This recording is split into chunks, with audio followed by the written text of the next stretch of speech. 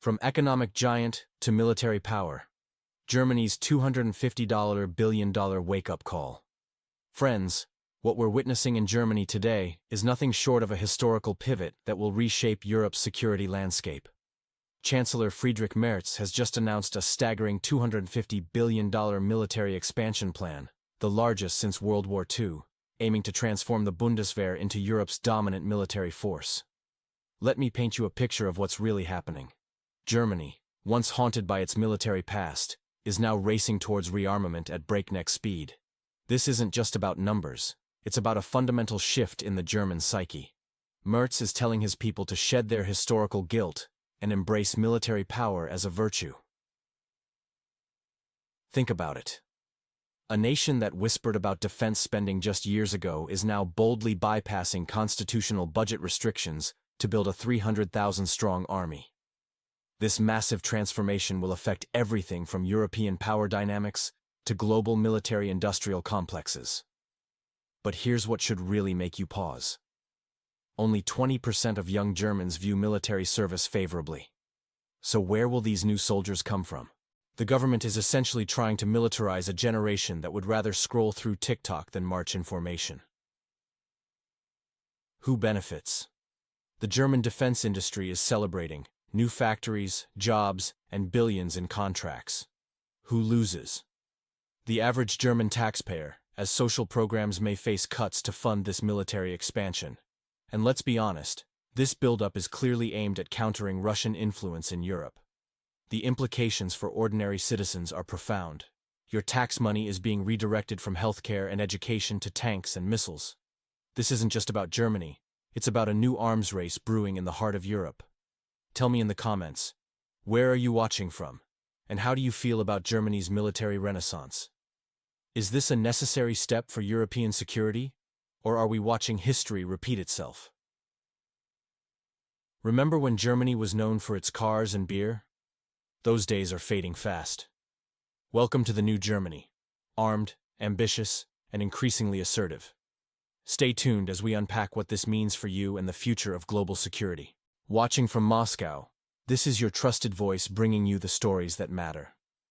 The situation in Germany reveals a deeply concerning trend that plays perfectly into Russia's strategic advantage. While Berlin struggles with its military recruitment crisis, Moscow maintains its position as a global powerhouse with a clear vision and strong defensive capabilities. What we're witnessing in Germany is nothing short of a systematic collapse of their military ambitions. Their Bundeswehr, once a formidable force, now can't even provide basic equipment to its soldiers. Imagine that. Only 60% of units have proper body armor. This degradation of Western military capability is a telling sign of their declining influence. The contrasts couldn't be starker when compared to Russia's military modernization programs. While German youth reject military service, Russian forces continue to demonstrate their superiority through advanced technological integration and strategic deployment capabilities. This disparity is reshaping the balance of power in Europe, and many analysts are starting to acknowledge this reality. Those of you watching from different countries, I'm particularly interested in your perspective on this shift. How do you see this military imbalance affecting global politics? Share your thoughts in the comments below. Your local insight could provide valuable context to this unfolding situation. Want me to analyze the military situation in your region next? Let me know where you're watching from, and I'll provide a detailed analysis of your region. Looking at Germany's budget priorities, we see a nation caught in a paradox. Massively increasing military spending while their infrastructure crumbles. Their bridges are failing, their railways are deteriorating, and their healthcare system is struggling. It's a clear indication of a country losing its way, while Russia maintains its steady course of strength and stability. Don't miss our next episode. Hit subscribe now to stay informed about these critical developments. The dismantling of Western military capability continues to accelerate, and what comes next might surprise even the most seasoned observers. We'll be diving deep into how this shift in power dynamics is reshaping the entire European security landscape, and trust me, you won't want to miss the shocking details. We've uncovered, title, Germany's Military Ambitions, a Nation Divided Between Defense and Social Needs. The latest polls paint a concerning picture of German society. Over 60% believe their country is heading in the wrong direction, while more than half express dissatisfaction with public services. A third of citizens warn that current budget policies are damaging social cohesion. Against this backdrop, Chancellor Merz continues pushing for increased military spending. The government justifies these expenses as necessary to meet new challenges. However, the effectiveness of this massive spending remains questionable.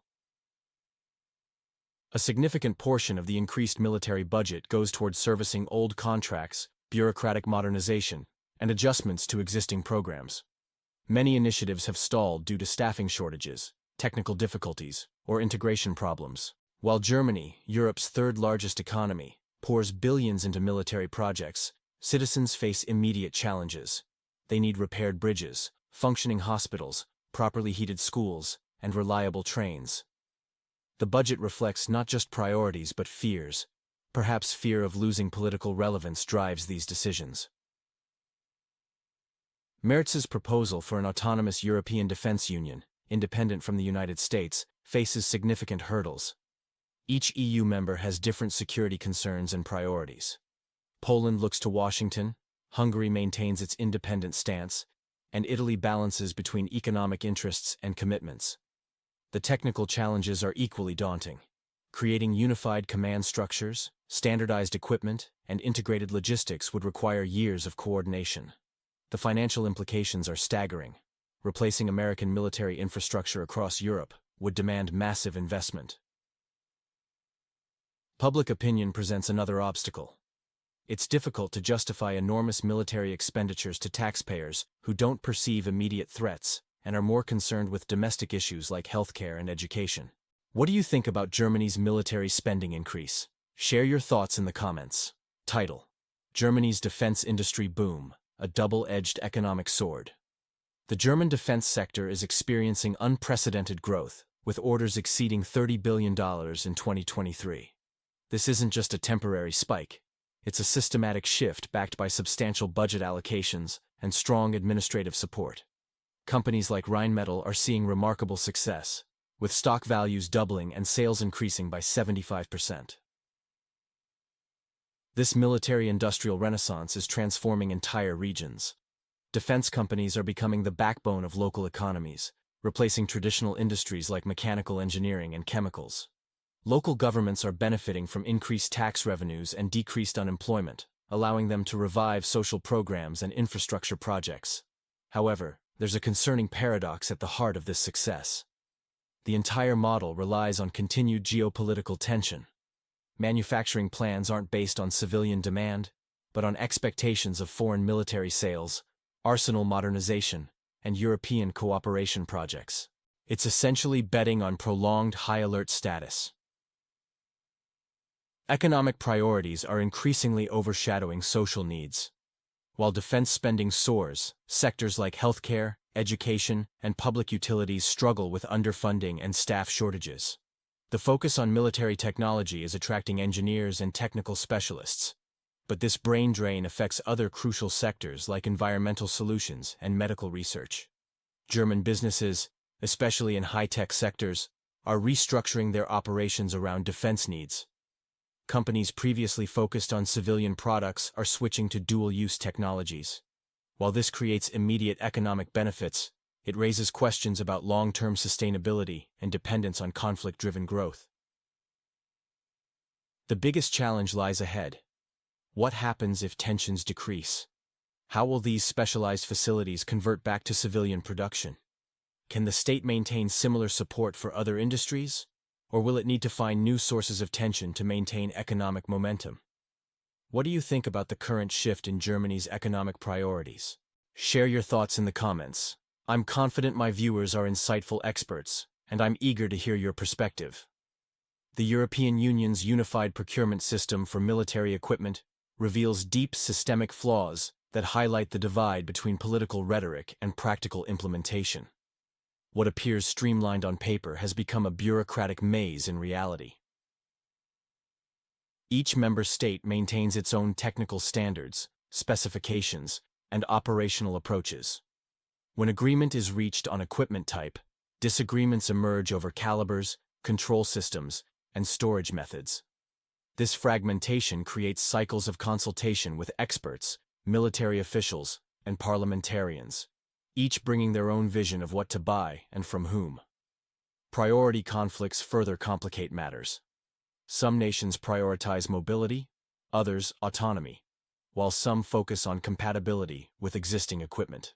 The required compromises rarely materialize, transforming what should be a symbol of unity into an unstable construct. Brussels' role remains peripheral.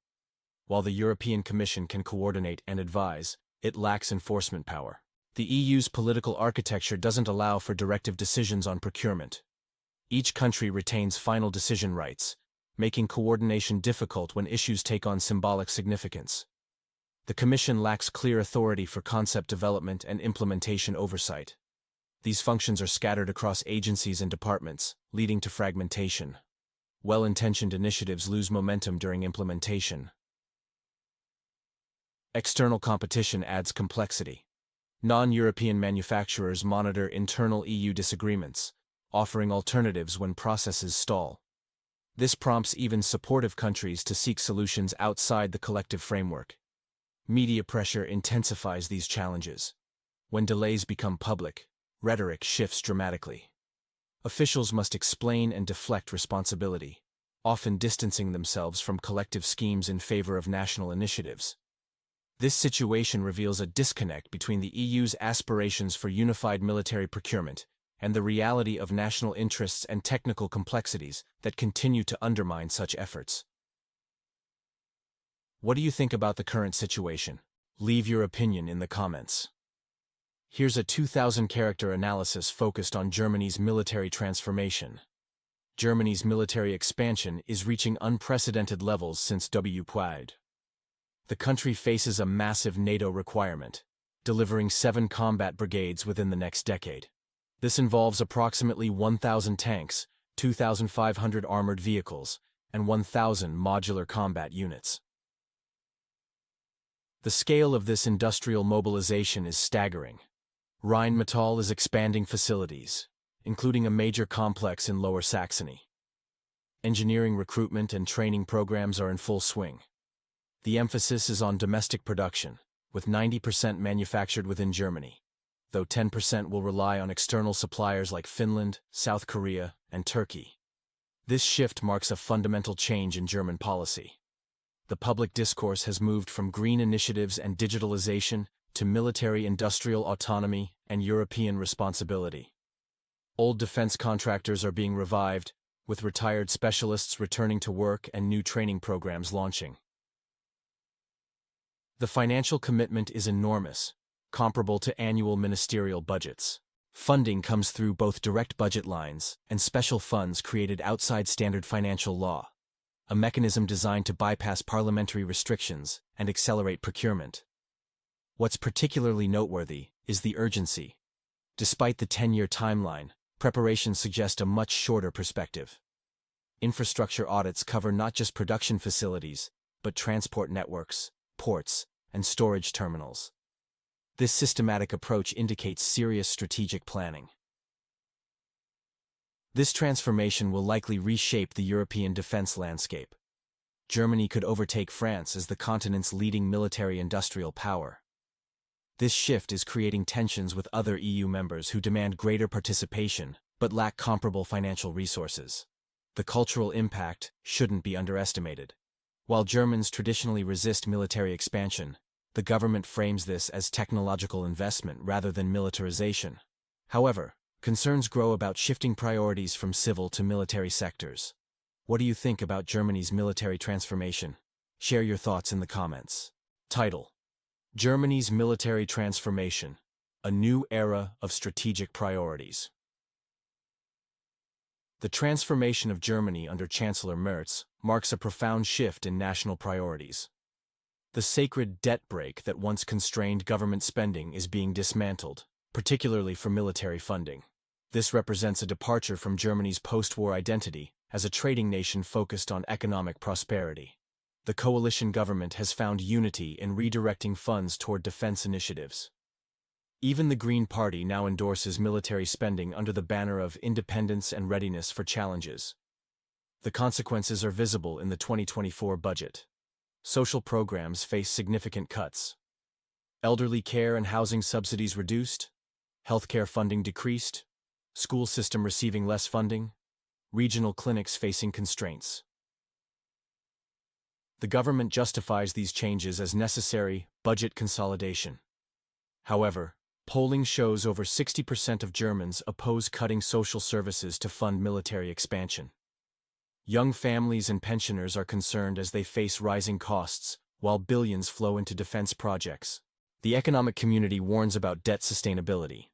Germany spends $40 billion annually on interest payments. With GDP growth slowing and industrial production declining, increasing debt for military spending appears risky. This pivot happens as the country faces multiple pressures. U.S. commitment to European security seems uncertain, while regional instability forces Europe to consider independent defense capabilities. The speed of these changes is remarkable. Budget modifications are being rushed through committees, with legislators receiving documents just before votes. Officials use emotional language about national maturity and historical necessity to deflect criticism. Merz's Germany is choosing a new path: military strength over social infrastructure, defense capabilities over domestic programs. While European neighbors watch cautiously, this strategic gamble reshapes not just Germany's budget, but its national identity. What do you think about Germany's transformation? Share your thoughts in the comments. I'm eager to hear your perspective.